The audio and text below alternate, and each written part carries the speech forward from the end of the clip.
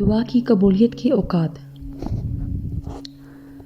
ویسے تو اللہ رب العزت جب چاہے ہماری دعا قبول کر سکتا ہے، لیکن اسلام میں کچھ پسندیدہ اوقات کا ذکر ہے جن میں مانگی ہوئی دعا کبھی رد نہیں ہوتی۔ رحمت کی بارش کا وقت۔ بارش کے وقت مانگی ہوئی دعائیں قبول ہوتی ہیں۔ سفر کا وقت۔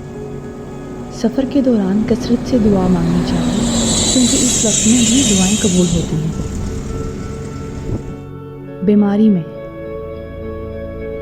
بیماری میں انسان کے گناہ بھی معاف کر دیے جاتے ہیں اور جو بھی دعا وہ مانگتا ہے وہ قبول ہوتی ہے۔ رات کے آخری حصے کا وقت یعنی تہجد کا وقت۔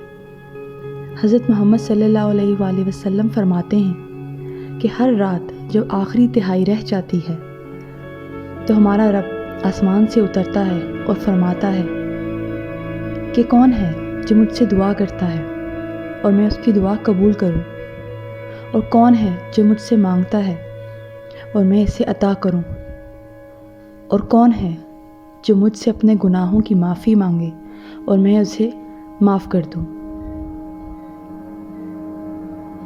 سجدے کا وقت۔ رسول اللہ صلی اللہ علیہ وآلہ وسلم فرماتے ہیں کہ سجدے کی حالت میں بندہ اپنے رب کے سب سے زیادہ قریب ہوتا ہے، لہٰذا سجدے میں کثرت سے دعا کیا کرو۔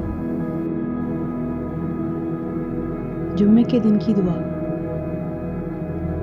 حضور پاک صلی اللہ علیہ وآلہ وسلم نے فرمایا کہ جمعے کے دن ایک گھڑی ایسی ہے جس میں انسان نماز ادا کر رہا ہو اور اللہ سے کچھ مانگے تو اللہ اسے عطا کر دیتا ہے۔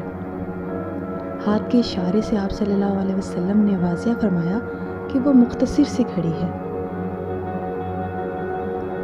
توبہ کرنے والے کی دعا۔ توبہ کرنے والے کی دعا دن میں یا رات میں ہر گھڑی میں قبول کی جاتی ہے۔ آپ کو اگر ہماری یہ ویڈیو پسند آئی اور کچھ سیکھنے کو ملا تو چینل کو سبسکرائب ضرور کیجیے گا تاکہ آگے آنے والی ویڈیوز بھی آپ تک پہنچ سکیں۔